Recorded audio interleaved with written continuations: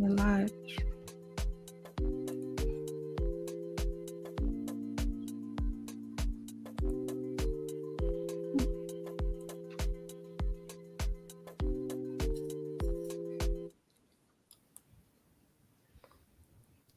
All right. Welcome to episode 5 of the Vantage Point. I am your host, Kiana. I'm your host, Azandi. And as you know, we are the Righteous Jewels. So today we have a very juicy topic, a needed topic about relationships. So the title of this episode is You, Me, and Her. Now, when we say you, me, and her, a lot of people think, oh, another woman, or we have spoke about polygamy plenty of times, so I know that's probably at the top of your head when you saw the title. That's but not what we're doing. That's not what we're but right, it's a twist here. So you, me, and her could be you, me, and my past self, or another part of myself that I don't recognize is coming out in a relationship. You, me, and her could be on from a man's perspective, you, me, and your best friend who's maneuvering through our relationships. It could be so many things. So we're definitely going to get deep into it today, talking about all things relationships. But to help us with this topic, we have a very, very special guest. And this man doesn't even need an introduction because every single episode so far on the Vantage Point, his name has popped up in every episode. doing. Yeah. Everyone we have interviewed have paid homage to Dr. AJ Varmah. So I definitely want to welcome you, Dr. AJ Varmah, and just give a little bit. We always tell a little bit about our guests, and we'll let you take it away. You're an author of over 75 books. You have traveled the world spreading the teachings of atonism and African theology, and he is the Basesh of the Holy Coptic Church International. So welcome, Dr. AJ Varma. We are Welcome. happy to have Welcome. you. Thank Yeah. you for having me. Thank you for having me. It's a pleasure being on Righteous Jewels. And I'm also a Capricorn. For those wondering. No, I'm just playing. Just go right into it, right? No. Right. That's like the first thing today. Everybody's like, what's your sign? What's your sign? Capricorn. Libra. So I'll be Capricorn right now. Tonight I'll be Libra. Tomorrow morning I'll just switch it to Aries and see how that plays out. Oh man. So, but all jokes aside, I'm blessed and I'm grateful to be here on the Righteous Jewel Vantage Point.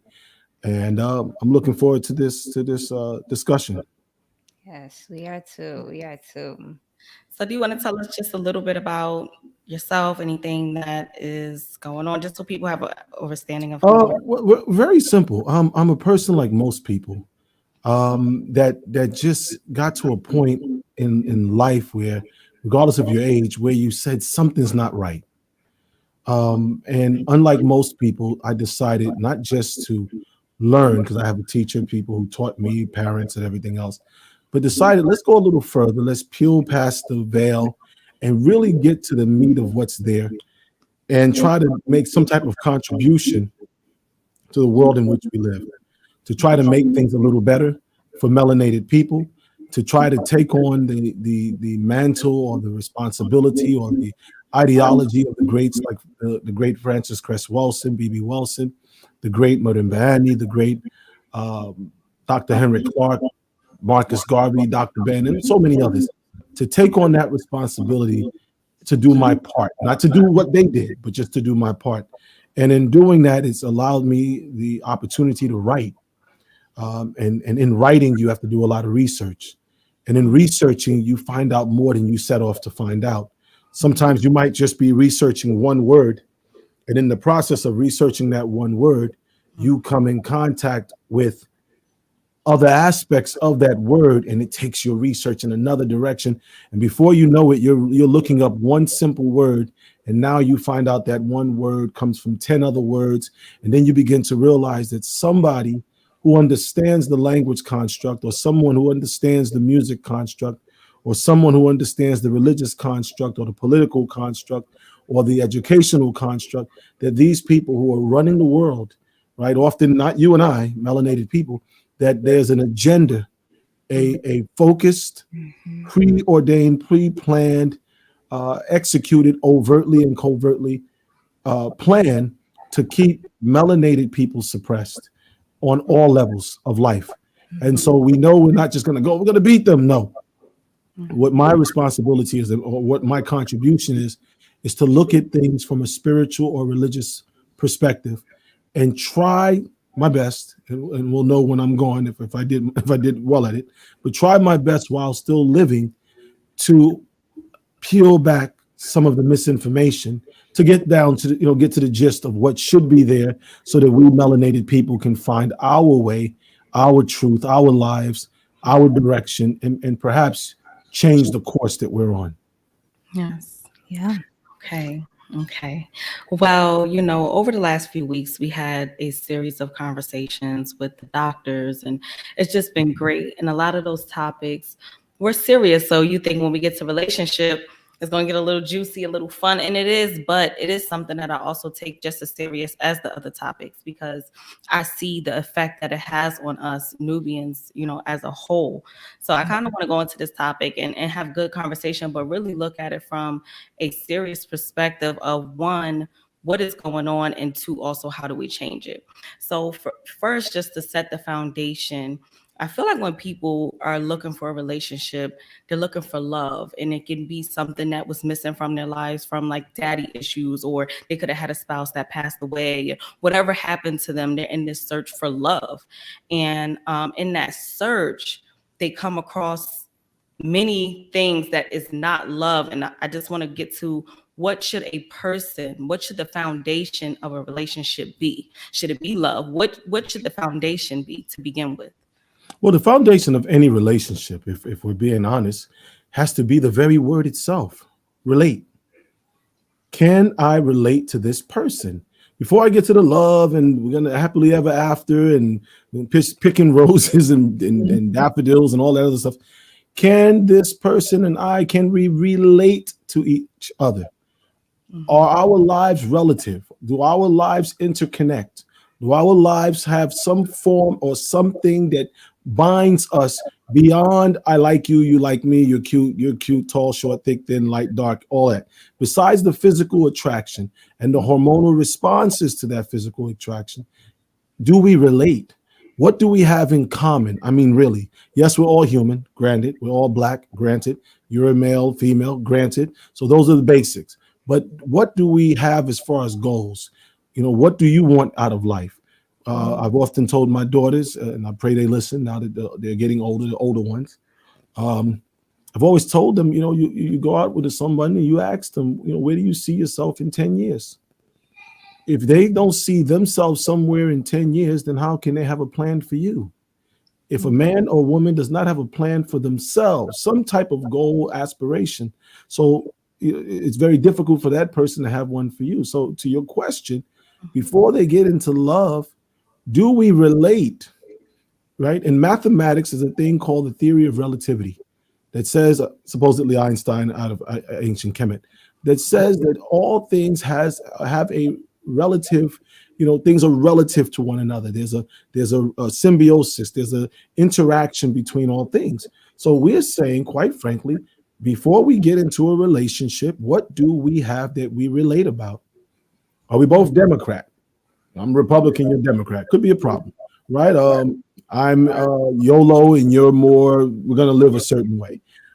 You're a vegan, I'm a red meat and potatoes kind of person, right? All of these things. I'm Buddhist, you're a Muslim or Catholic, right? There are going to be issues because in these relationships, there's things that's going to grow and develop out of these relationships, whether it's children, business, finance, purchases, and those things have to have something that connects them. If not, the arguments begin.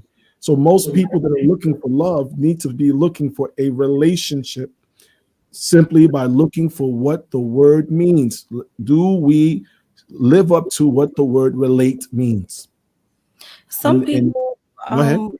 I'm sorry, Dr. Varmah. No, please. Some people find they have two things they relate to. You know, they're like, okay, he likes business and I like business, or he likes the same movies that I like. You know what I mean? It may Right. be some type of relating, but does it need to cover all aspects of mental, physical, spiritual, It, emotional, or it, can you de- have two and work towards it them? depends. It depends, right? Because some people want to just hook up.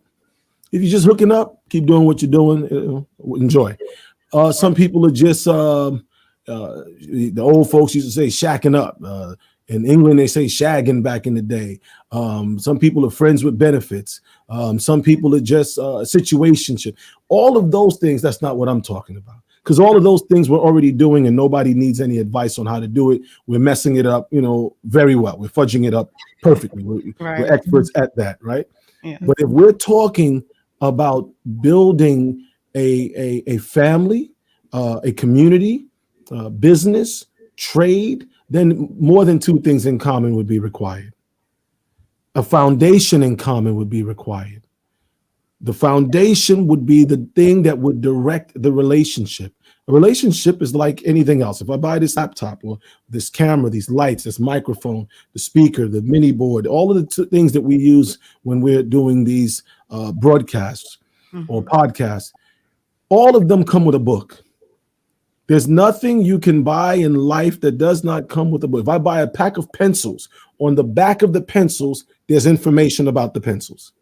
There's nothing that does not come with instructions.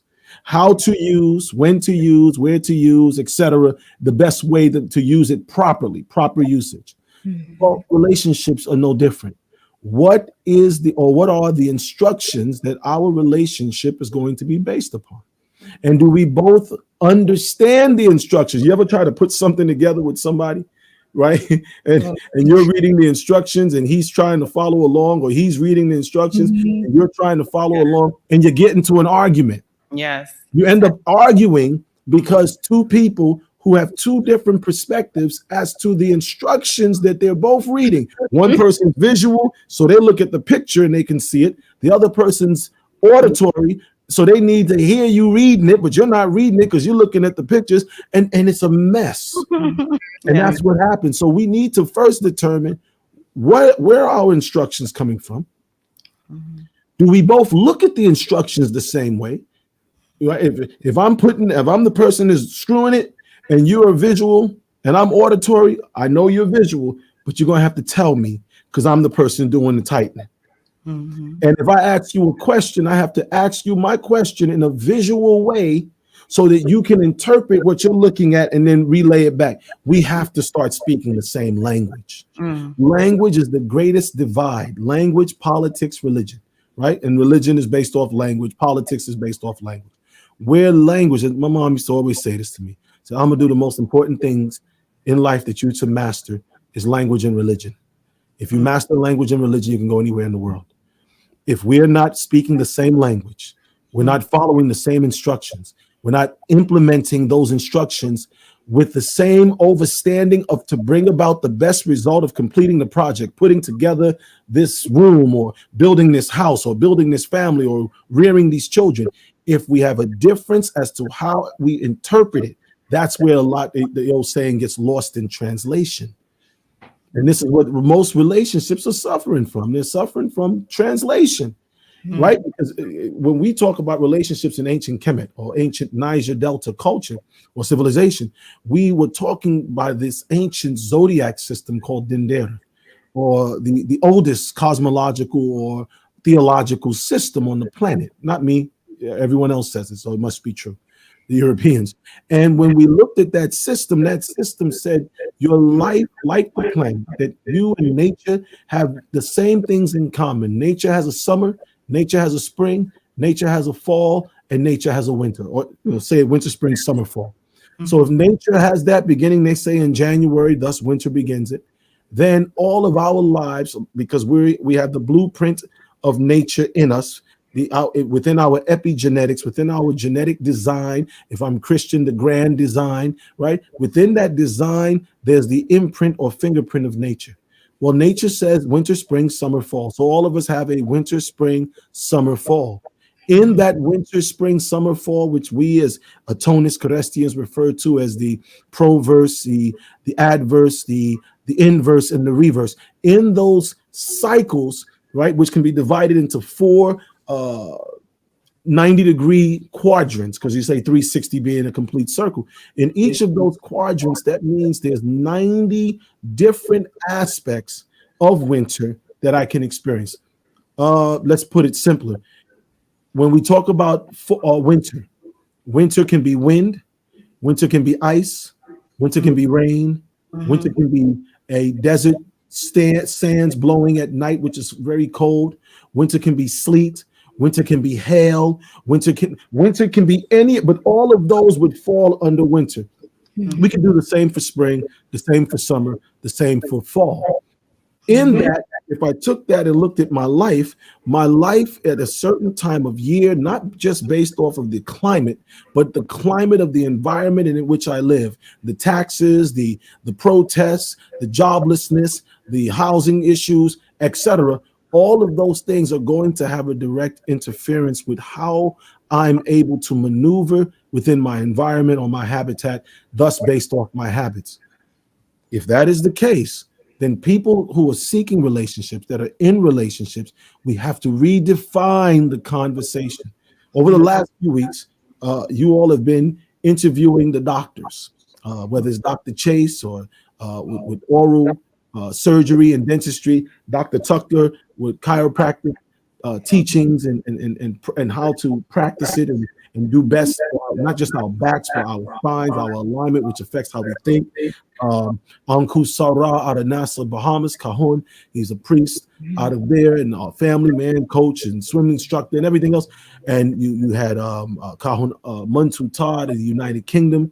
You had Cajon Tefnut out of England, and they were dealing with whether it was music. You had Brother Mandrell, the anesthetist, talking about sleep and how sleep can be manipulated. You had Elder Owen out of Nassau, Bahamas.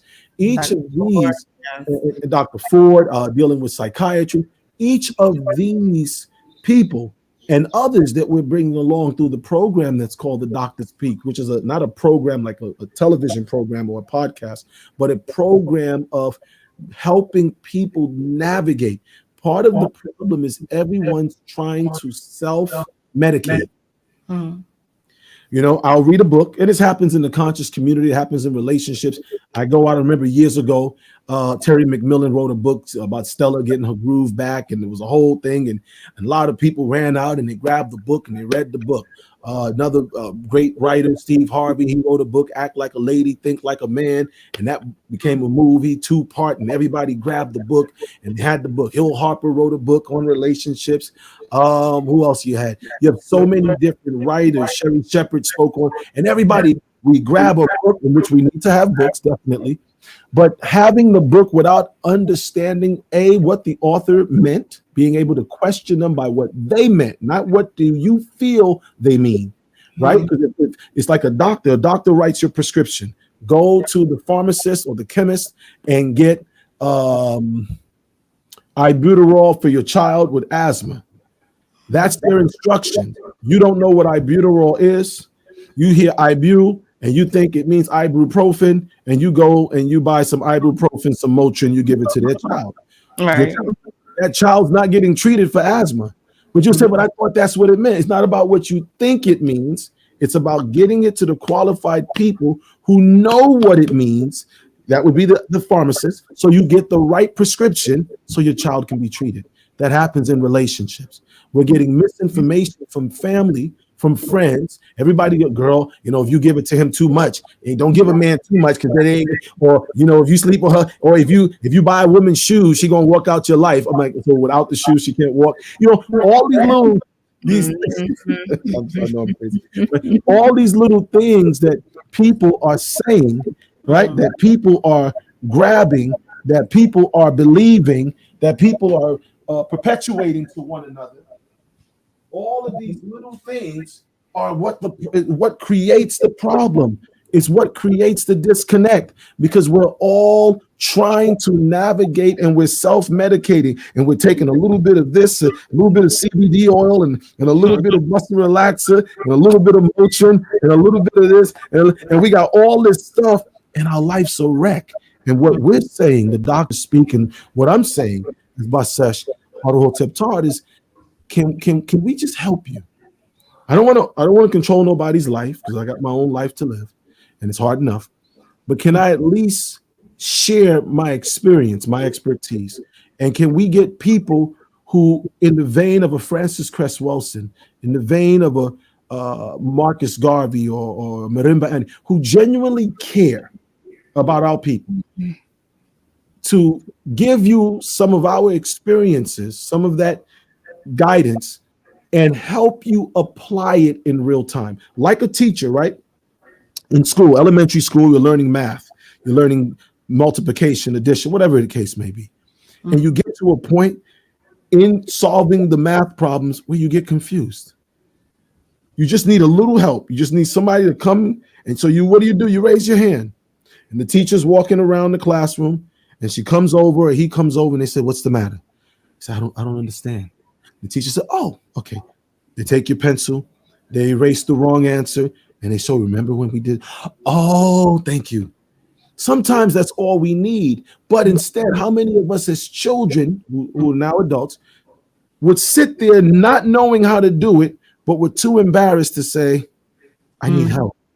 So most people are so embarrassed to say, "I need relationship help," because that's the one thing we're supposed to be able to get right, because it's about penis and vagina, and we all got those. So we're supposed to be able to match those up, and poof, everything's perfect. Yeah. But it's more than, I know again, right? It's more than just penis and vagina. It has to do with after the penis and vagina, or in fact, while the penis and vagina are coming in contact, what are we exchanging? Energy. What's that energy going to do to us? Well, I didn't know we was exchanging energy. Well, if energy is neither lost nor destroyed, then all the yeah, right there, girl. Where's that going? Where's it going? What's going to be the result of it? And what damage is it causing to my psyche, to my emotions, to my mind, to my soul, to my genealogy, to my DNA? And if we start doing that, then we'll make better choices. I'm not saying there's no good choices. I'm saying we're trying to solve the math problem. We don't understand the problem. There are people available to help. There's doctrinal guidance that your ancestors left behind. There's a system called the Dendera that if we understand it, overstand it, understand it, master it, apply it, have our priestesses and priests, the Kahunet, Kahun Mantu, Kahun Tefnut, Kahun Anku, myself, and others that are being raised up, help you with guidance on a day-to-day. People go to Tibet to sit with the priest, to sit with the monks, to sit with the Molanas in the Arab world, to sit with the Mutasawwif, the Sufis, to sit with the Karamas in Sudan and Nubia. People travel to be taught. You and I live in a day and time because of technology where we can interact with those people who can help us. But we don't maximize that. Right. Instead, we say, well, my favorite one, I don't need nobody to tell me. You know what I'm saying? I'm grown. Are you? Are you? I'm grown, but my life is, with the young, how y'all say it, bodies. I'm a man, I got 80 bodies on me, or I'm a woman, I got 100 bodies, but I'm grown. I got 100 people I've been with in my life, and my grandmama didn't have 100 people. So what was what happened between her grown and my grown? Right. Well, her grown had a village, had a society, had instructions. They took instructions. They took counsel. We live in a generation where no one wants to be shown what to do. Not no one wants to be told what to do, because we listen to everybody tell us stuff, but no one wants to be shown this is the path for us, for success. Let's follow this. Our relationships can only get better when we're shown what to do and not merely told what to do, because everybody's telling us. Right. So that's what we're working for. Okay. Right. So speaking on finding the right partner and the foundation that we should build, with our platform, here at the Vantage Point, on all of our platforms.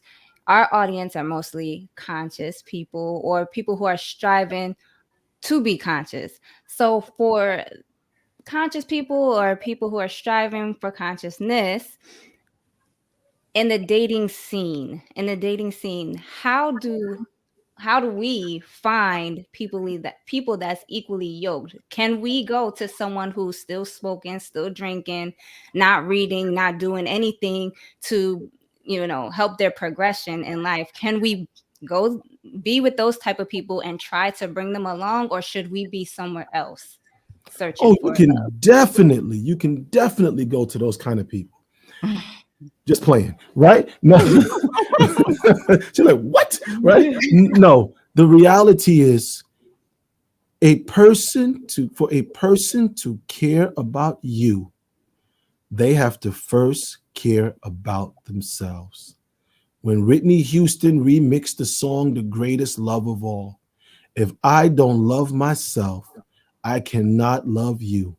And loving myself means doing the best for me. I'm going to eat right. I'm going to exercise. I'm going to drink the right liquids. I'm going to not smoke the wrong things or smoke at all. You follow? If I don't show a level of care for me as a man, as a woman, then I can't care for nobody else. Because that's the greatest love, self-preservation. So when you ask, going to a person now, does that mean that people who ain't on the right, that they're no good? No, what it does mean is first push them towards something better. In the conscious community, or people working towards consciousness, if we're calling ourselves conscious or saying we're working towards consciousness, then if I'm interested in someone, let me see how they move towards consciousness. Mm-hmm. But what the problem is that most of us, we don't want to be held to that standard. Okay. See, I want a guy or girl, depending, right? I want a lady or a man that's semi-conscious because it allows me to be semi-conscious. So if I like a little weed on the side, then I need somebody who like a little weed on the side. Because if I get with a person that don't like no weed at all, then I can't have no weed on the side. So that means I got to tolerate a certain type of character. Right? If I like a little alcohol, I got to find a woman that likes a little alcohol, because then she won't, bug out when she sees me drink a little alcohol. And that kind of works out. If I want to go to the club a little bit, then I need a woman who give me a little bit of club. And so we're saying we want, and we did this 2 years ago, are we worthy of the type of relationship we want? If I want relationship here, then the type of woman and man that will bring about that type of relationship, would they tolerate what I'm bringing?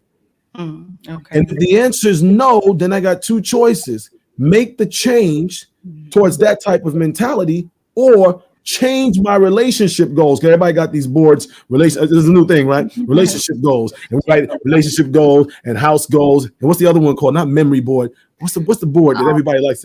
I know what your future board. You got all your goals, and you got a card, a certain kind of car. You got this. What's it called? Vision board. Vision board. Yes, vision right? board. You got There the we vision go. boards. I'm like, I don't know why And I'm not knocking, because I know people say, "Oh, you knock." I'm not knocking vision boards. What I'm saying is, whatever you are envisioning, are you the type of character, mentality person that's going to do the work? Right. If you're not going to do the work, then that vision board, if we just throw in random stuff on there, I'm gonna throw $500 billion, and we just throw random, and it's not vivid. That's very vague.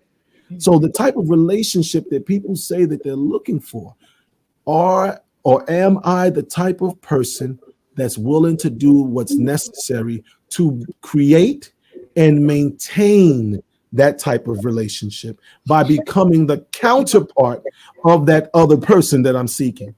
You know what I'm saying? If not, I've had discussions many times, and people say, I want to just say, some women today, I want a six-figure man. Well, what is the tolerance of a six-figure man? And no one asks that. I want a woman that's a righteous woman. Well, what's the mentality of a righteous woman? I want a woman to be a mother to my children. What type of mother is she going to be, and what's the mentality of that mother? What does that type of mother require? I want a father who's going, well, what type of man? And if we do that, that's those 90 degrees in the quadrant. Now we're getting down to specifics. If I'm taking that dendera, I'm saying relationships, and I want the 90 degrees that's proverse, that's beneficial, right? I want it balanced. But in that quadrant, there's 90 levels. So now let me find 90 components of this area. All right. Hygiene. All right. So I put hygiene down. Diet. Put diet down. Educational level, education. Music choice of music. Sexual habits, exercise. Does the person exercise? And I'm going to sit there until I come up with 90 things in that quadrant. And now I got to say, before I go to the person, am I eating right? Yes or no? It's a simple, well, I could, yes or no. No. All right. Why watch the right? No, seriously. And once I start doing that, if I have 70 of them, that's no out of the 90 and 20, then that means I'm only 20% qualified to bring about the results of the quadrant that I want. This is math. Math will add up, right? If we say 90 is to 100 as X is to such and such, then we can know the percentage. Same thing. Now, once I do that, now I take the other person. And I take those same questions based off of the conversations I've had with them and see where they stand. If that person, I'm 20 out of 90, and that person's 80 out of 90, I got work to do, or maybe this ain't the person for me. Maybe I can go to them and say, look, I did this thing and I looked at it. And based off this thing, you are 70% the type of person I'm looking for out of 90. And I'm only 20% out of 90 of what you're looking for. So I'm going to ask for your patience. That's a conversation. That's relationship. And in this patience, I don't want you to misjudge me because you're not 100. You're not 90 either. You're 70, but your 70 trumps my 20. But together, I like us to help me grow. That's a real conversation. Now, go ahead. Okay. What you said, I want to hold on to that because that's very, very, very important. Now, when a person is trying to make up for that other 70% or whatever percent that they're lacking, I'm looking at what that person is still carrying with them from their past.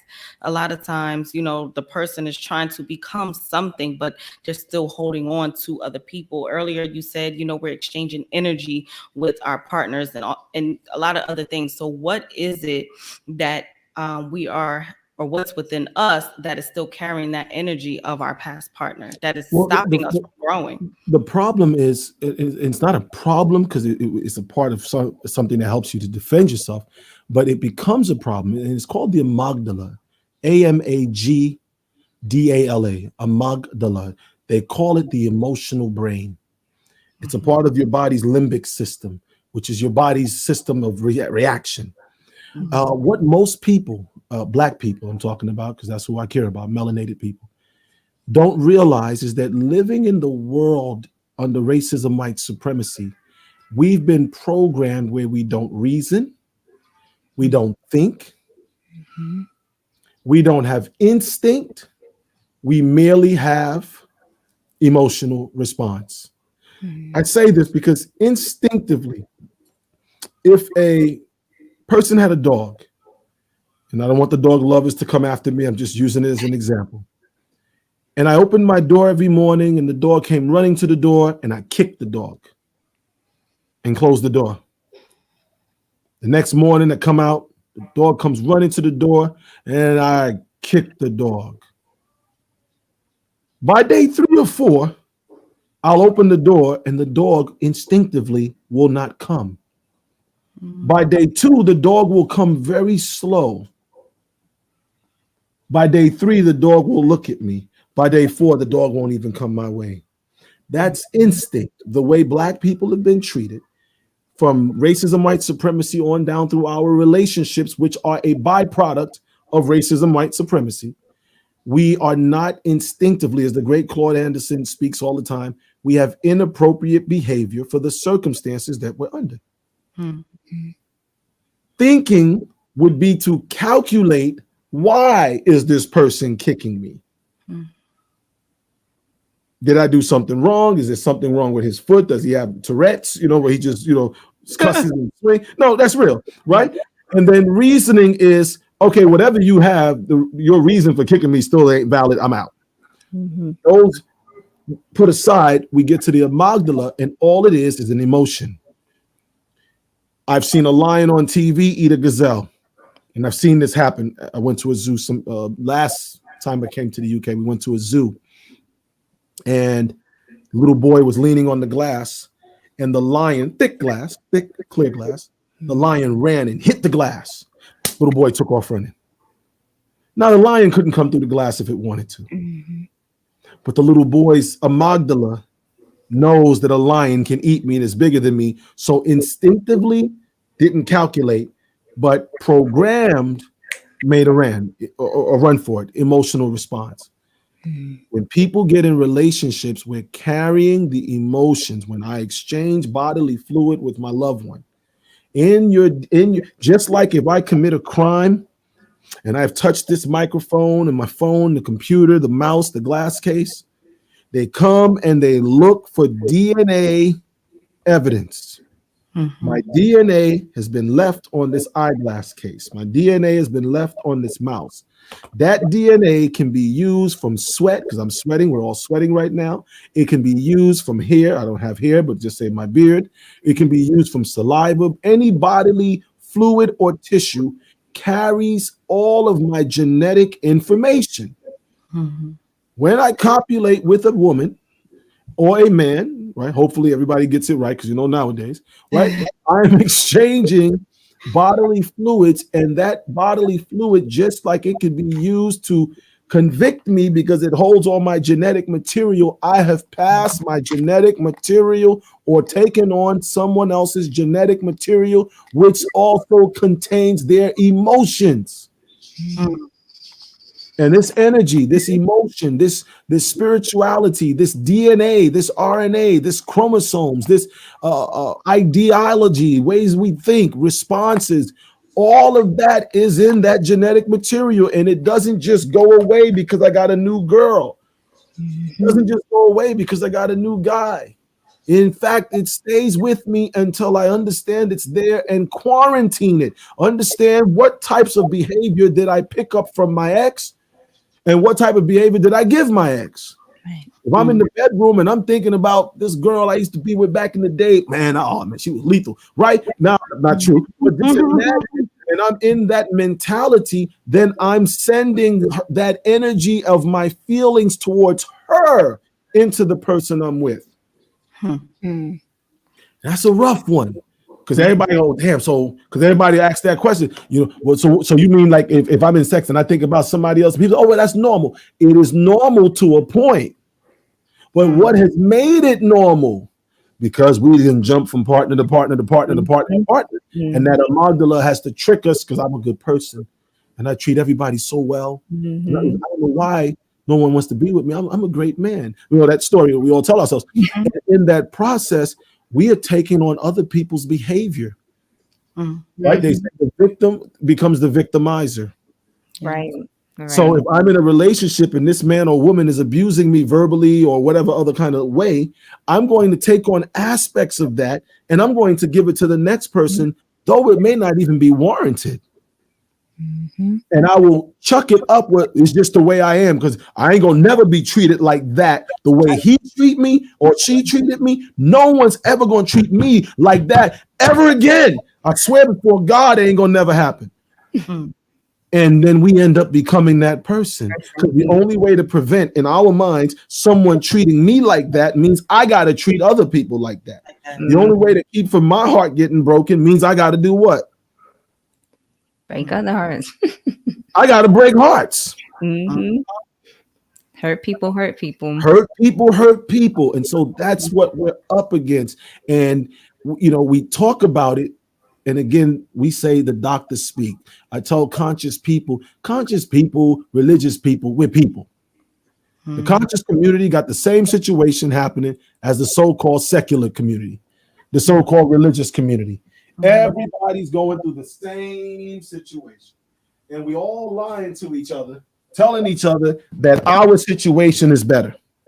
Mhm. Single women and men of the Christian faith, single women and men of the Islamic faith, single women and men of the Hebrew faith, single women and men that are Hindu, single women and men of the Buddhist, Confucius, Zoroastrian, atheist, hip hop, new age, oldies but goodies, old folk, young folk, all of these people, they all go through the same thing: loneliness, depression, anger, regret, etc., etc., etc.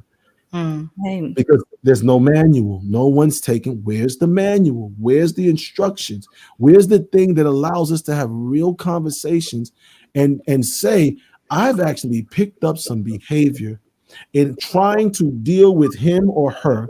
I've picked up some behavior that now overshadows who I would like to be, who I would like to be seen or viewed as, is being clouded because I picked up him and I was with him and he was a nervous wreck. He was a depressed wreck. He was a person who wasn't assured of himself. And mm, now I'm dealing with you. And now I'm not assured of myself, but I forget I just was with him and he was unsure of himself. He was always confused and he didn't know where he was going. And I don't know what was happening to me. And he was going through, no, that's he's real. taking on his I'm character. going through all he was going, or she, he or she, right? I don't want to, leave the Right. brothers out. He or she was going through all of that. And I forgot I was with this person for 2 years, 3 years, 6 months, 1 month, whatever the number. But in that time, I exchanged fluid. So I'm now wondering, why am I feeling like, what's wrong with me? I've never been a person that couldn't figure out what's going on with me. I was with her and she was that person. And while I was so busy trying to help her find her and reclaim her, she left some of her imprint on me. And Mm. now my depression, my worries, my fears is not my own. I'm carrying her worries, her depression, her fears, her inconsistencies, and I'm saying her, I'm not beating up on the sister. Let me beat up on the brother. His worries, his inconsistencies, I'm carrying that with me. And I don't even stop to go, wait a minute. You follow? Right. When if I eat bad food, and I go to a doctor, Mm, they'll say we got to pump your stomach. We got to get this stuff out of your body. If I take drugs and I overdose, they got to pump my blood, clear it out. Yes, it's called a detox. mhm, Do we detox from the people we've been with? mm. Mhm. That was my No. next No, question. I that was was going our to go ahead and No. get into that. All right, well, go ahead. Let's get into that. I was definitely going to ask that. So, we, with understanding that we are taking on people's energy, we're taking on people's characteristics, how DNA. exactly in DNA, how exactly do we detox that energy, that DNA, that characteristics? Because a lot of women, they think, oh, I'm just going to yoni and I'll drink Yeah, a they lot of can yoni all water day. and I'll be Yeah, good. they can, yeah, yoni it up. Nothing wrong with the yoni. Go with the yoni, But right? what But exactly should we be doing to detox that? well, the first thing is what every culture, Hindu, Buddhist, Christian, Muslim, black, white, green, blue, cultural people, they all agreed that a life system is the key. If I grab yoni, that's just for the reproductive organ. If I grab medunetir, that's for a level of, light the sage and burn the sage and, do what no, I'm not knocking nobody. I'm just putting it in a quick way for the conversation. If Right. I'm Muslim, I've got to grab a system that gives me a way of living. Mm, Because when I take on this person's DNA, I'm taking on their mentality, their spirituality, their emotions, their biology. Because the longer I'm with the person, what do people say? y'all look like y'all can be sister and brother. And you'd be like, what? What? I don't look like, but you do look like because you've taken on their DNA. So now if I'm no longer with this person or persons and I want to get rid of it, I've got to have something that brings me back to a point of zero. When I take that quadrant, if I drew a circle and made an X down and through, an X through the middle, I take a quadrant of these are the things that I want. In that quadrant, there's 90 points. What do I need to do to survive in this beneficial area? Again, I've got to go through. There's a list. This is why I took the time to write a book 20 years ago called The Science and Art of Sex as Taught by the Men Priesthood, because we saw at the time that the Japanese have what's called Taoism, Taoism, Shinto, that gives them everything on diet, on spirituality, worship, on relationships, on bedroom etiquettes, actual positions, and the whole thing. The Hindus have the Vedas and the Kama Sutra. Kama Sutra gives bedroom etiquettes and do's and don'ts according to Hinduism, and they follow it. The Japanese have Confucianism, the writings of Confucius or Shinzo or Shaolin, and they follow it. The Arabs have writings of Arab poetry and Arab interaction in the bedroom. Black folk, we got the Board of Education giving us biology. It's not even biology. What is it called? Sex education. Sex education. And they give it to us in about a 2 or 3 week period. All they tell us is penis, vagina, sperm, swim, boom, pregnant. Don't do. If you do, take a pill morning after, condoms, this condom, that condom. Done. We need a system. Mm-hmm. So we have a system. What the Dr. Speak offers, what the Holy Coptic Church of the Black Messiah, what we offer, we have a system. It's called The Science and Art of Sex as Taught by the Men Priesthood. We call it Love, Lies, and Liberation. And we say we have to stop loving the lies in order to become liberated. Love, lies, and liberation. We love lies. Black folks love hearing things that sound juicy, that ain't got no real meat to it or no reality. When we want to solve that, we have to pick up a manual. Now, somebody said, well, that's your book. How I know? You're right. Then pick up something. Forget my book. Throw Love, Lies, Liberation, kick it. I don't care. Buy it first, then kick it, right? But after you kick it, go find the thing that you're going to live. Because it goes back to the very first question tonight. Relationship. We have to have something that we relate about. So if I'm Japanese, I'm grabbing Shinto. The woman next to me will be Japanese. She's grabbing Shinto. We halfway there.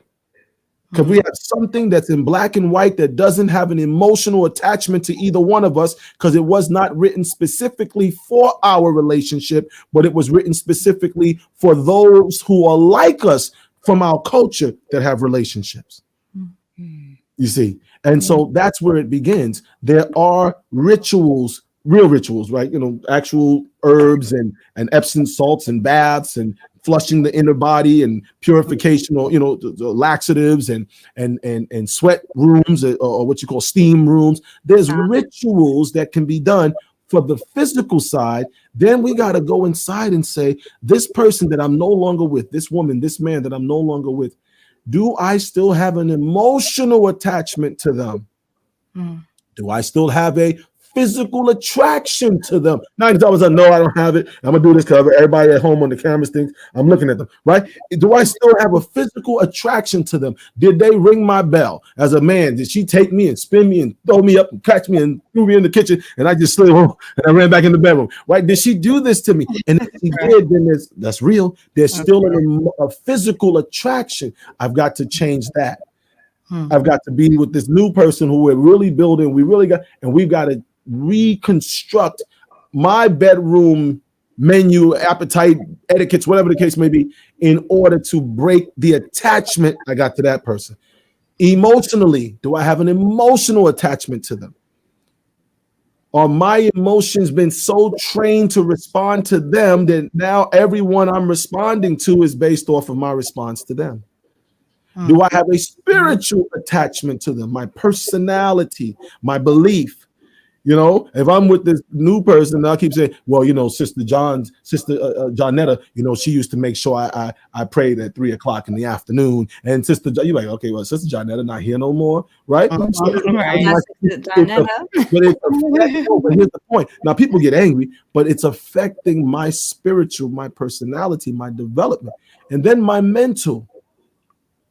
Now, the biggest mistake we make in relationships now is another, or one of the biggest mistakes. There are beneficial things we may pick up, Mm. and often we just try to throw everything away. If I learn from this person to read more, to exercise more, that's beneficial. I just have to take my exercise or reading and now exercise and read with my new partner towards my own betterment. That's beneficial. But often we don't take the beneficial things, we take the things that are adverse. And so we can't seem in the conscious community, which again is just a community as any other community, and we don't know where we're going. So I tell people, get the Love, Lies, and Liberation, 500 plus pages, 600 plus pages. Read the book. Attend our Love, Lies, Liberation seminars we hold every January, February, going into what they call Valentine's Day. Question what we're doing and then apply it. But you have to have someone, if I'm a single woman, single man, read the book first. We do classes on Wednesdays, we do classes on Sundays. Ask the questions. Then find someone who's also willing to and has read the book. Now we got two people, two Japanese people, right? Blackanese, two Blackanese people who are both on the same page from the same book with the same intent. Now we can begin to heal. But if not, remember the great Clenora Hudson Weems, one of our babies, she said that we're having a conversation, women. She said, oftentimes we as women are having a conversation about the Black experience, and we're not having the conversation with the other person who's most important in the conversation, the Black man. We're trying to solve the problem of Black people without talking to the other half of the equation that's going to be necessary to solve the problem of Black people. Right. Black men, we're the same. We Mhm. have to have real conversations and begin to determine what do we really want out of this thing called relationships. Hmm. Okay, so with that being said, because it seems as though sex is not just sex. People say sex is sex, and it's not. So, with what you're saying, because it can bring on so many adverse reactions, then it can also be beneficial reactions if it's used properly, correct? Correct. So, okay, so if that's the case, because some people call that like sex magic, I guess, right?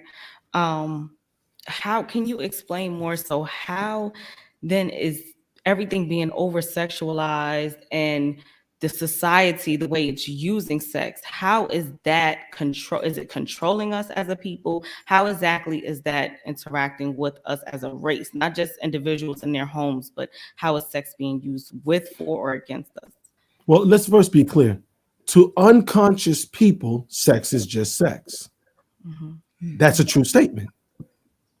If you take uh, two stray dogs, a male, female, and they're stray, nobody's looking out for them. They're just out there doing what they do, and they come in contact with each other, they'll have sex and keep on moving. Sex is just sex. If we're going to behave like stray dogs or stray cats or stray animals, there's no connection. If we're saying we're going to approach this as a conscientiously conscious mentality, now that changes the narrative because now it requires intent, investigation, analyzing, scrutinizing, real conversations, debunking of the myths that, sometimes we have our own conversations in our own heads and give our own answers to our own movies. You wake up in the morning, you hear action, and everybody starts playing in your head. And we got to change that. When we look today at how it's being manipulated, sex, we say sacred energy exchange. Mhm. Yes, sex's purpose was for reproduction on the biological level, but it was also on or for the purpose of interconnectedness.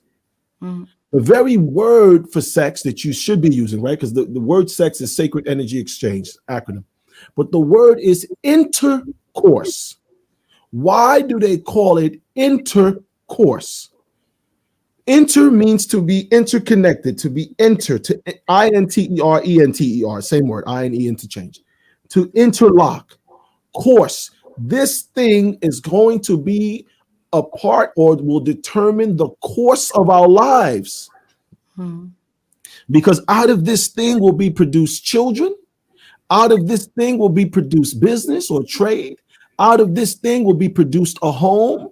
Out of this thing will be produced the foods that we will eat that will determine our health. So intercourse, sacred energy exchange, sexual intercourse was something that was going to determine the course of who we are and where we were going. Hmm. Somebody eliminated that and said, let's talk about sex, baby. That was Salt and Pepper. All I want to do is zoom, zoom, zoom. I'm older, so all these old songs, right? And it's been from that on beef, and it's just been sex, sex, sex. There's no foreplay, there's no interaction. You know what I'm saying? And shake it fast. Watch yourself. Show me what you're working with. That's it. What you gonna do? You're gonna shake it fast. You're gonna watch yourself. So you got to shake it and look back at yourself because it's telling you what to do. Someone began to program us on what they want us to think and feel about ourselves and subsequently each other. And they're manipulating it. They call it MK. M is in Michael, K is in King, Ultra, ULTRA. Goes back to the 1960s. It's an actual program the U.S. government, the Senate Hearing Committee talked about, and they created a program for mass control, and they understood if a people, and Frances Cress Welsing speaks about it, Jane Elliott is on this an interview with Malcolm Jamal Warner. She speaks about it. The white congresswoman who the other day said the stoppage of Roe versus Wade is a win for white lives. Mm-hmm. Frances Cress Welsing, one of our Atonis popes or BB, Frances Cress Welsing, she spoke and she said, we're dealing with fear of race annihilation, genetic annihilation. Hmm. So if a man understands that he, she, they, and them are no longer able to reproduce at numbers necessary to ensure that their race will survive, then they have to make sure that if you are giving birth, whether to a physical child or a business child or an organization child, that your energy will be wrong, thus preventing that child or business or trade or relationship from reaching its fruition. That's by design. It's not something I'm saying. That's why I say look up MK Ultra. You can read about it. It got nothing to do with me. Yes. But it has everything to do with us, right? Mhm. And so sex has now been weaponized. As Frances Cress Welsing said in the ISIS paper, as the great Dr. Henrik Clark, Dr. Ben, the great Neely Fuller, right? Compensatory race relations. They all said the same thing. Babatunde Ray, Marcus Garvey, Winnie Mandela. We are the only race that was taught to degrade ourselves in our music. Mm-hmm. The brother Calhoun Muntu Tar spoke about this the other day with the anesthetist, the nurse anesthetist, brother Mandrell. They both spoke about how the music, and this goes back to Dr. Wells in 1973, 49 years ago. She wrote her thesis paper, and she said this was what was going to happen. Neely Fuller was saying this in the 60s and 50s, that black men were going to be effeminized and black women were going to be masculinized, or the demasculization of black men and the defeminization of black women. This has happened. How has it happened? Someone has manipulated our understanding of sex, sacred energy exchange. And so we didn't realize we were now exchanging adverse energy with adverse energy. As you said, Sister Kiana, hurt people hurt people. How can a hurt person hurt other people? Wouldn't they have empathy to know what it feels like to be hurt? No, because I said the amygdala is the reactionary or emotional brain. It does not calculate for instincts. It doesn't calculate for thinking. It doesn't calculate for reasonability. Sometimes this is why you and I will find ourselves saying, why would someone treat someone like that? Mm-hmm. And we can't figure it out. But why would you do that to someone? Well, it could happen to any of us. We can be dropped to that base brain. We can become so emotionally angry with this person, or so emotionally possessive of this person, or so emotionally compromised by this person that we exhibit behavior that in our wildest dreams we would never see ourselves doing. Mm-hmm. Yes. Someone is doing that. Someone is literally the Heart Project, HAARP, H period, A period, A period, R period, P period.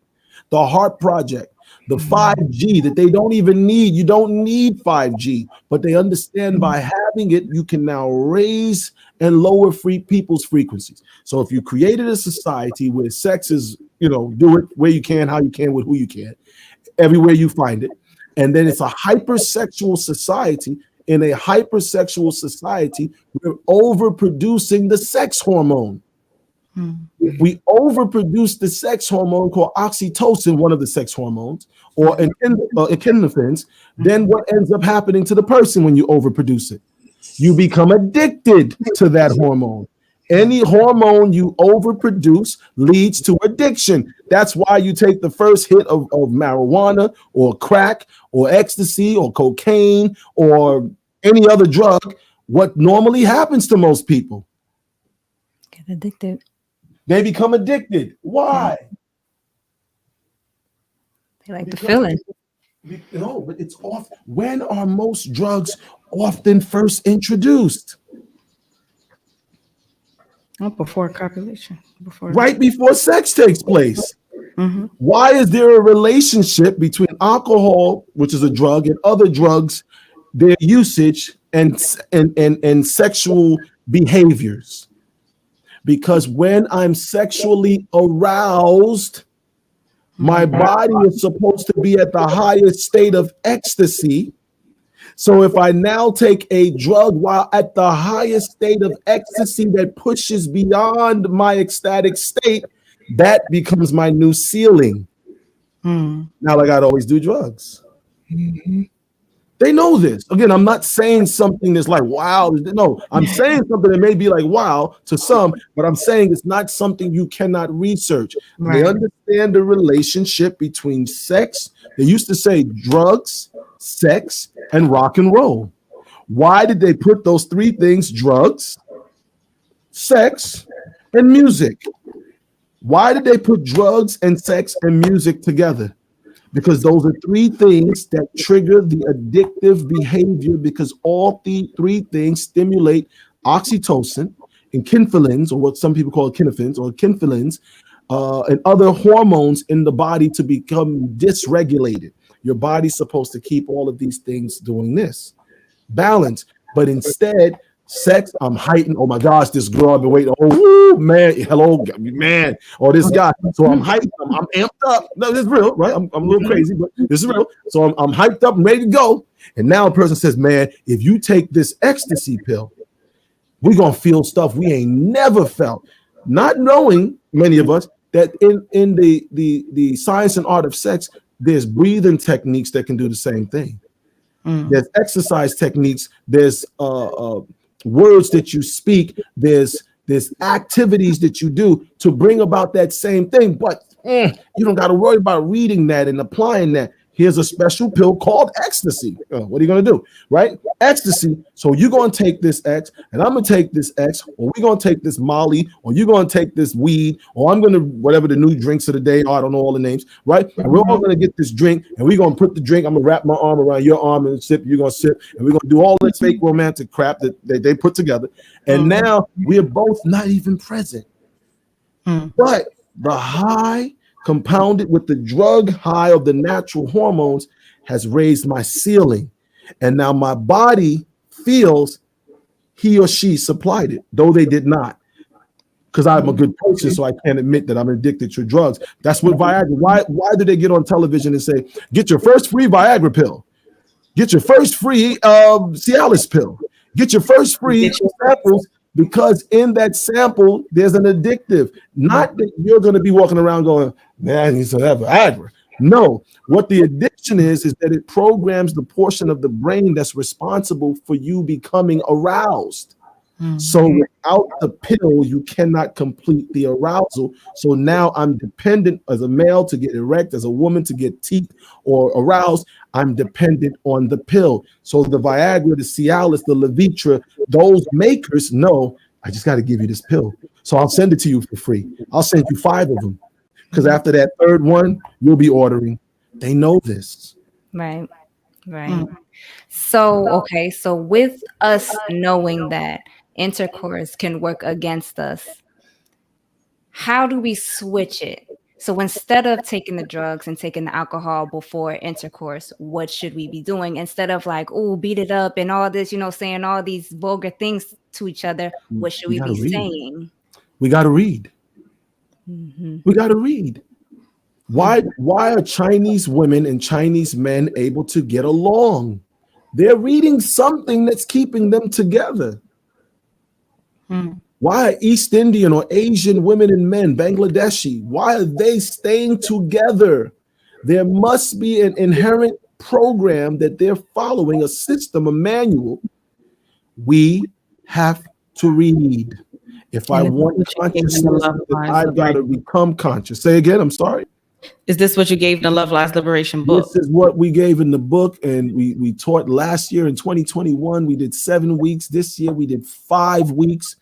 So it's 12 weeks of recordings, each one 3 hours long. We're talking, we're telling people, get it, listen to it, question it, dissect it, prove it wrong so I can go get a white girl. I don't mind that either, right? But in the meantime, it is what it is. You see me with a white girl, Becky, don't be getting mad at me. I'm like, I got tired of waiting. She was ready, I was ready, right? But in the meantime, until that day, until it's proven wrong, we're saying to people, take this type of reading, whether it's the anesthetist, nurse anesthetist Mandrell, take what he was saying about sleep and the diseases and the drugs, take what Dr. Ford was saying about psychology and counseling, take what Dr. Tucker was saying about the anatomy and movement and keeping active, and join into this collective consciousness that we're creating. Right, we don't just have doctors that are speaking. We have panelists. We will ask different people to be a part of this movement. There's people that are people that are honest about our lives, about our mistakes, about our sexual mistakes in the world, and trying to fit in and blend in with this girl or this guy. All of that, we got to have real conversations, and it begins the real healing, because all of us living under this racism, white supremacist system globally, we've all been traumatized, and we don't want to face that trauma. Every light skin, dark skin, brown skin, short, tall, thick, thin, male, female, every last one of us have been traumatized. From somebody saying, your old light skin ass, that stamps. Your old black ass. Can I say ass on this program? Right? Yeah. Your old black self, that stamp. No, every one of these statements, even if you feel, I don't care, but you do care, because no one wants to be degraded. No one wants to be spoken down to. No one wants to be misappreciated. No one wants to be disliked. All of these are little tears in the psyche. And as you said earlier, Sister Azadi, you were asking, you mentioned something about daddy issues. Well, that's where the daddy and mommy issues, because we all got both issues, because we got both parents, right? We all have mommy issues. We all have daddy issues. We all have first love issues. We all have last love issues. We all have in between love issues. We got children issues. All of these things are constantly children issues. I want to make sure my children don't feel that I'm not a good father. So I got to make sure my children don't feel I'm not a good mother. I got to make sure my parents don't feel I'm not a good daughter or son. I got to make sure my best friend don't think I'm not giving her or him enough attention. I got to make sure I got him. And before we know it, we done stretched ourselves in every direction. That's the dendera so tight that it just takes one thing to trigger us, and our lives are offset. We have to have real conversations, but we got to read the manual. I'm not trying to sell the book, because the book has been around 20 years. What I'm saying to people is, try something you haven't tried already, because the stuff we're doing already as far as relationships, it ain't working. Right? I meet a girl, I like a girl, she cute, I'm handsome, and this and that, and we're going to try to wait the 40 days and 40 nights like Moses, or 90 days, right? You know what I'm saying? We're going to do all this stuff, and it's supposed to work, and it doesn't. Yes. And then we go do the same thing again, and then the same thing again, and then the same thing again, and we keep replaying this vicious cycle. And when do we get off that merry-go-round or that Ferris wheel? We're just on the merry-go-round. It just keeps going around, and we're just doing this, and we don't get off the merry-go-round. And all you got to do is step off. You got to time it. Step off and reboot, revamp, restructure, and come again. But it means being honest to say, I need a template. I need guidance. And I tell people, as the person who wrote it, I still have to be checked. I check myself each day going, I work still to do. I call my little white boy. Everybody got a little white girl and no more little white boy. My little white boy's name is Brian. I named him Brian because it's the whitest name I can come up with. And every so often I'll be like, yo, Brian, man, take a break because you're killing me. Right? I hear you. I hear you in there like, all you gotta do is, because if you just do it like this, it'll work. All right, Brian, go play. Right? Because we pick that up under racism, white supremacy. We pick up behaviors that by genetics and by culture are not ours. But once we give up our culture and have no knowledge as to our genetics, then we start taking on other people's behaviors. And if we don't do something about it, it's not going to fix itself. Right. And so what I'm asking, our followers to do, our listeners, is to purchase the book. I've read the book personally, and I want to revisit this conversation at a later time and to be able to ask other questions. But I feel like it takes a level of digging into the book because you spoke about so many things. And it's hard to come on here and kind of ask those type of questions without already having just a base knowledge of what you went into. So if everybody does read it, we're going to post it up at the end, and then hopefully we can have you back on and our listeners actually join in and ask you questions as well. So it's not just coming from us, but from what they've actually read. And so I'm looking forward to hopefully you can do that. I'm going to buy the book. where can we buy this book? I'd love to come back and also, again, we're planning for Love, Lies, and Liberation. That weekend is coming up in February of next year. I would ask those that are watching the show today, stay tuned so you can make sure you attend. It's going to be a 3-day or 4-day weekend, a Thursday through Sunday, 4-day event, and we'll be at a massive Airbnb, about 100 people. Plenty of space, everybody comfortable, food, and we're going to do the African yoga and those types of things, and we have real discussions. And if hurt people, then healed people can heal people.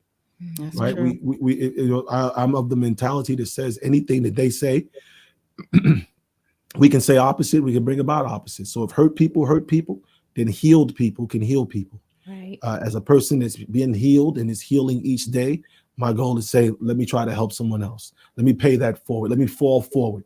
Let me throw it forward and see if it can help someone else. And it just comes to a point in life where you say, I'm tired. I say this all the time. People say, I'm tired. And I don't mean I'm tired like I'm going to give up and I'm going to jump off a bridge. Not that kind of tired. That's crazy. Or a different type of crazy. But I'm tired enough that I want something better. I don't want to spend the next 49 years of my life repeating the same first 49-year mistakes, or falling short of the first 49-year successes, because that's another side of it. Right. I'd like to complete those successes, but that means I got to do something different. Right. I'll say to all the listeners, something we ask all the time. If someone asks you, what are you working on? What are your plans? Make sure it's not just repeating the normal things that you've already been doing. Tell yourself, what am I doing differently? What am I doing differently in this relationship that I've never done in my previous relationships? And I mean child rearing. If I had 5 children and this is my youngest, what am I doing different with this youngest that I didn't do with the first 5? If they're not successful. If they are successful, what must I do with this youngest child to ensure the same level of success? If it's a male-female interaction, what am I doing differently? Am I cooking the same first meal for this woman that I cook for every woman? Am I cooking this? No, it's real talk, right? Am I the first time we lay together, are we on the same bed sheets that I laid on the bed sheet with her and her and her, or him and him and him? That energy is there. Can I change is the bed on the same side of the room? Am I wearing the same lingerie or the same? I don't know if men wear lingerie because I don't, but those who do, right? Am I putting on the same oil? Am I playing the same playlist? Because all of those things invoke the other person's presence. I must change everything. in order to become the change that I'm looking for. Right. Be remade, and that's the day and time we're in. So I'd love to Right. come back. I'm glad you said Yes, that. definitely. Yeah, Definitely. so we thank And you for we coming on. Yes, and we encourage our listeners to definitely get the book. I want to ask you, where can they purchase this book so we could go ahead and put it on the screen for everyone to see and put in their phones and They can go to Journey, Journey, home, HOME, group, GROUP.com, and click on the store and look for Love, Lies, Liberation, the Science and Art of Sex. Um, we do it to be able to use whatever finances that the congregation and myself that we raise to build, both on in the United States, in the UK, in Trinidad, and Bahamas, and of course on the African continent. Um, I love what you ladies are doing. First of all, you're beautiful, so that's a good thing. The best interviews. As much as I like going on other shows, if people look good, is even better, right? Yeah. So let me Thank start there. You're beautiful ladies, and what you're doing, in all seriousness, what you're bringing to the table, what you're working to do. Don't let anyone kill that. right, Your greatest asset, your greatest gift is your mind. right. Use it every day. Express it every day. Show to yourself, not to the world, to yourself, your own self importance, not worth. Worth means a number is affixed to you. Importance is your ability to impart your knowledge, your wisdom, your experiences on others to improve the lives of others. If you do that, your wealth will come, your notoriety will come. So I want to commend what you're doing. I want to, on behalf of all of the doctors, speak to commend and to thank you, the both of you, Sister Kiana, Sister Azandi, for what you have done over the last few weeks with the doctors speak, and what you've been doing for the last 2-3 years with the Righteous Jewels program, now the Vantage Point, and what you're doing with it. I say keep doing it, keep reaching. My dad used to always say, my late father would always say, don't just dream, live your dream. So keep living your dream, keep helping, keep speaking, keep knowing that what you're doing does matter. It matters to those who it matters to, and for those that it don't matter to, don't worry about them. That's not your problem. Your problem is those it matters to. I just want to That's thank you for having me. thank Thank you you. so very much. And before we close out, can you please let us know any future events? I know you guys always have an event going on. Can you let us any future events? How do people contact you or join the Holy Coptic Church International, see what it's about, when the services? Can you just give us more information? So our You can always find me as AJ Varmah. A is Apple, J is Jax, Varmah, V is Victory, AR is Robert, MAH. On Facebook, you can find me on Twitter, you can find me on Instagram, I believe. Yeah, Instagram. You can also go to the Journey Home Group site.com and you can link up with us. You can also find the Holy Coptic, QUBTIC Church International, that's on Facebook. London, UK, that's on Facebook. Bahamas, that's on Facebook. Trinidad and Tobago, that's on Facebook. Greenville, South Carolina. So we can be found on social media. Additionally, if a person wants to get in contact with us, they can also direct text 646-479-9465, either through the direct text or through the WhatsApp direct text messaging, and just say, my name is such and such and such. If you want to email, you can go to journeyhomegroup@gmail.com and just send a little email. My name is such and such. I'd like to know more. You can also go on YouTube to Cuptic, QUBTIC TV, and you can go there. So there's many avenues by which a person can get in touch with the Holy Coptic Church or myself, and we'll be there. They say when the student's ready, the teacher will appear. So we're here. So I yes. pray the students are ready. Yes. Thank you Definitely. very much. Thank you very much. I would like to thank Yes. all of our listeners for tuning in today for what is this, the fifth episode of the Mhm. Vantage Point, where we went into a discussion about relationships, and now we know what we need to do going forward. Buy the book, purchase the book, and we can revisit this topic.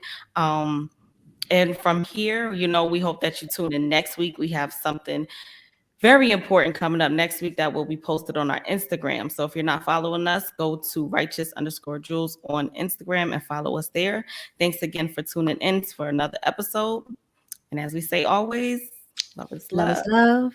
Peace. Peace. Mhm.